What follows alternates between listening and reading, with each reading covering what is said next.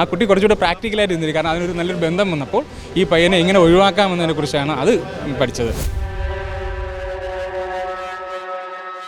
സ്നേഹം നടിച്ച് അയാൾ പോലും അറിയാതെ എങ്ങനെ അയാളെ കൊലപ്പെടുത്തുക എന്നായിരുന്നു അയാളുടെ ഉദ്ദേശം.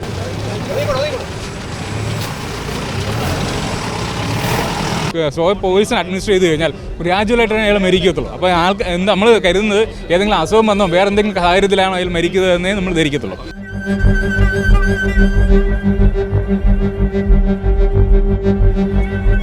നമസ്കാരം. വിവാദമായ കേരളത്തെ തന്നെ ഞെട്ടിച്ച പാറശാല ഷാരോൺ വധക്കേസിലെ വിധി ഇപ്പോൾ തിങ്കളാഴ്ചത്തേക്ക് മാറ്റിയിരിക്കുകയാണ്. എന്തായാലും ഈ ഒരു കേസിൻ്റെ അന്വേഷണ ഘട്ടത്തിൽ ഏറ്റവും അവസാനം വരെ ഉണ്ടായിരുന്ന DYSP റാഷിദ് ഇപ്പോൾ മറുനാടനൊപ്പം ചേരുകയാണ്. അദ്ദേഹത്തിൻ്റെ പ്രതികരണത്തിലേക്ക്. പ്രതിഭാഗത്തിൻ്റെ ഒരു വാദം എന്ന് പറയുന്നത് ഈ ബ്ലാക്ക് മെയിലിംഗ് നടന്നു എന്നുള്ളതാണ്. അത്തരത്തിലൊരു പ്രവണത ഈ അന്വേഷണത്തിൽ പ്രതിഫലിച്ചിരുന്നു.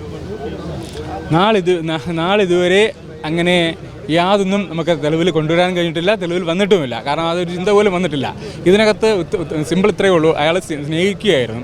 രണ്ടുപേരും അങ്ങോട്ട് അയാൾ ആത്മാർത്ഥമായിട്ട് സ്നേഹിക്കുകയായിരുന്നു. പക്ഷേ ആ കുട്ടി കുറച്ചുകൂടെ പ്രാക്ടിക്കലായിട്ട് ഇരുന്നില്ല. കാരണം അതിനൊരു നല്ലൊരു ബന്ധം വന്നപ്പോൾ ഈ പയ്യനെ എങ്ങനെ ഒഴിവാക്കാമെന്നതിനെ കുറിച്ചാണ് അത് പഠിച്ചത്. അപ്പോൾ അതിനുവേണ്ടി പഠിച്ചപ്പോൾ അതിന് ഒരു സ്റ്റേജ് കഴിഞ്ഞപ്പോൾ അതിന് കൂടുതൽ വ്യക്തമായിട്ട് ഈ കുട്ടിയെ അറിയിക്കാൻ ഒഴിവാക്കുന്നതിനുള്ള പ്ലാനിങ് നടത്തുകയായിരുന്നു. പക്ഷേ ഈ അതിനോട് പാരലായിട്ട് ഇത് സ്നേഹം നടിച്ച് സ്നേഹത്തിൻ്റെ കൂടെ മുന്നോട്ട് പോവുകയായിരുന്നു. കാരണം ഇങ്ങനെ സ്നേഹം നടിച്ച് അയാൾ പോലും അറിയാതെ എങ്ങനെ അയാളെ കൊലപ്പെടുത്തുക എന്നായിരുന്നു അയാളുടെ ഉദ്ദേശം. അതായത് സാറിൻ്റെ ഈ അന്വേഷണത്തിൽ ഇത്രയും പ്രായം കുറഞ്ഞൊരു കുറ്റവാളി ഇതിനു മുൻപ് കണ്ടിട്ടുണ്ടോ ഇത്തരത്തിലൊരു?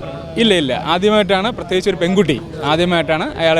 കാരണം നിങ്ങളെല്ലാം മനസ്സിലാക്കേണ്ട ഒരു പ്രത്യേകത എന്ന് പറയുന്നത് ഈ കേസ് നാളെയും ഇത് ആരെങ്കിലും അഡോപ്റ്റ് ചെയ്യാനുള്ള സാധ്യത ഒരു മോഡസ് ഒപ്പറാണ്ടിയാണ്. കാരണം ഈ പറയുന്നത് ആരും അറിയുന്നില്ല. കാരണം സ്ലോ പോയിസണിലൂടെ സ്ലോ പോയിസൺ അഡ്മിനിസ്റ്റർ ചെയ്ത് കഴിഞ്ഞാൽ ഗ്രാജുവലായിട്ടാണ് അയാൾ മരിക്കത്തുള്ളൂ. അപ്പോൾ നമ്മൾ കരുതുന്നത് ഏതെങ്കിലും അസുഖം വന്നോ വേറെ എന്തെങ്കിലും സാഹചര്യത്തിലാണോ അയാൾ മരിക്കുന്നത് എന്നേ നമ്മൾ ധരിക്കത്തുള്ളൂ. പക്ഷേ ഈ സാഹചര്യത്തിൽ അവർ നിർഭാഗ്യവശാൽ അയാൾക്ക് നമുക്ക് നിയമത്തിന് മുമ്പിൽ വരികയും അവർക്ക് തെളിവുകൾ നമുക്ക് കൃത്യമായിട്ട് അവർക്കെതിരെ കളക്ട് ചെയ്യാൻ സാധിച്ചു എന്നുള്ളതാണ് ഏറ്റവും വലിയ വിജയം, പ്രോസിക്യൂഷൻ്റെ വിജയം. ഇത്രയും പ്രായം കുറവാണ്, ബിരുദധാരിയായ ഒരു വിദ്യാർത്ഥിയാണ്. അപ്പോൾ ഈ ശിക്ഷയിൽ ഇളവ് വേണമെന്ന് പറയുന്നത് അത് ന്യായമായ ഒരു കാര്യമായിട്ട് ഒരു അന്വേഷണ ഉദ്യോഗസ്ഥൻ എന്നുള്ള നിലയിൽ തോന്നുന്നുണ്ടോ? ഇല്ല, ഒരിക്കലുമില്ല. എന്തായാലും ഇന്നത്തെ വാദത്തിൽ ഗ്രീഷ്മയ്ക്ക് എന്തെങ്കിലും പറയാനുണ്ടോ എന്ന കോടതിയുടെ ചോദ്യത്തിന് ഗ്രീഷ്മ കോടതിയിൽ കത്ത് നൽകിയാണ് മറുപടി നൽകിയിരിക്കുന്നത്. പഠിക്കണമെന്ന് ബിരുദാനന്തര ബിരുദം നേടിയിട്ടുണ്ട് എന്നുമാണ് കത്തിൽ വളരെ വ്യക്തമായി ഗ്രീഷ്മ പറയുന്നത്. തനിക്ക് 24 വയസ്സ് മാത്രമാണ് പ്രായം. ശിക്ഷയിൽ പരമാവധി ഇളവ് അനുവദിക്കണമെന്നും ഗ്രീഷ്മ ആവശ്യപ്പെട്ടിട്ടുണ്ട്. കത്തിനൊപ്പം ബിരുദ സർട്ടിഫിക്കറ്റുകളും ഗ്രീഷ്മ കോടതിക്ക് കൈമാറി. ഇന്നലെ കേസിൽ പ്രതി ഗ്രീഷ്മ കുറ്റക്കാരിയാണ് എന്ന് കോടതി കണ്ടെത്തിയിരുന്നു. അതേസമയം ഗ്രീഷ്മയുടെ അമ്മയെ കുറ്റവിമുക്തയാക്കുകയും ചെയ്തിട്ടുണ്ട്. മൂന്നാം പ്രതിയായ അമ്മാവിന് ശിക്ഷ വിധിക്കുകയും ചെയ്തിട്ടുണ്ട്. അപൂർവങ്ങളിൽ അപൂർവമായ കേസാണ് എന്ന് പ്രോസിക്യൂഷൻ വാദിച്ചു. പ്രതിക്ക് പരമാവധി ശിക്ഷ തന്നെ നൽകണം. ഒരു ചെറുപ്പക്കാരൻ്റെ സ്നേഹത്തെയാണ് ഗ്രീഷ്മ കൊലപ്പെടുത്തിയിരിക്കുന്നത്. സ്നേഹം നടിച്ച് വീട്ടിലേക്ക് വിളിച്ചു വരുത്തി കൊലപാതകം നടത്തുകയായിരുന്നു. ഗ്രീഷ്മയ്ക്ക് ചെകുത്താൻ്റെ സ്വഭാവമാണ് എന്ന് പ്രോസിക്യൂഷൻ വാദിക്കുകയും ചെയ്തു. ക്രൂരനായ ഒരു കുറ്റവാളിക്ക് മാത്രമാണ് ഇങ്ങനെ ഒരു കൃത്യം ചെയ്യാൻ സാധിക്കുകയുള്ളൂ. കൃത്യമായ ആസൂത്രണത്തോടെയാണ് ഈ കൃത്യം നടത്തിയിരിക്കുന്നത്.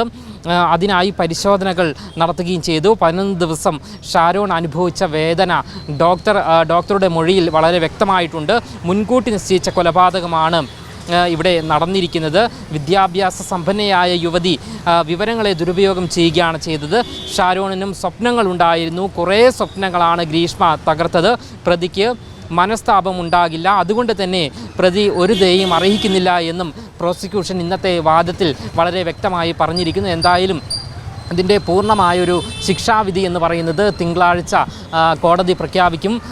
അപ്പോൾ ഗ്രീഷ്മയ്ക്ക് ഈ ശിക്ഷയിൽ ഇളവ് ലഭിക്കുമോ എന്നുള്ള കാര്യങ്ങളെല്ലാം തന്നെ നമുക്ക് വ്യക്തമാവുകയും ചെയ്യും. എന്തായാലും അന്വേഷണ ഉദ്യോഗസ്ഥനാണ് ഇപ്പോൾ നമ്മളോടൊപ്പം ചേർന്നത്.